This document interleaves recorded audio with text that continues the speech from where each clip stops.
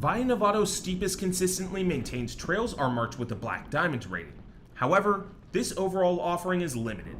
Only 6 single black runs exist, all above mid-mountain, and while marketed by the resort as quote-unquote expert trails, they aren't any harder than a typical single black advanced run at a North American ski resort. About half of these runs are groomed on a regular basis, while the others are left to build up moguls depending on conditions. Valle Nevado also uses the double black diamond symbol, but not for the reasons you would expect. Instead, the resort uses this marking to denote freeride zones that are not patrolled or avalanche controlled.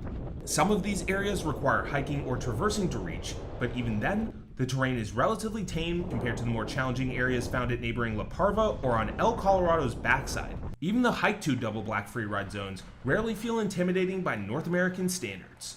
That all being said, skiers and riders heading off-piste should proceed with serious caution.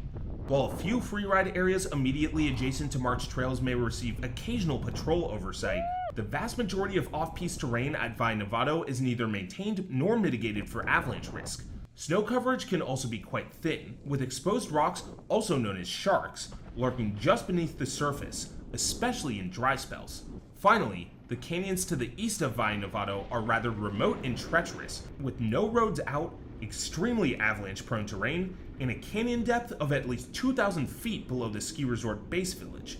You should not enter this area unless you know what you're doing and know exactly where you're going. We highly recommend that anyone heading off a marked piste carry proper avalanche safety gear, including a beacon, shovel, and probe, and travel with a partner or experienced guide.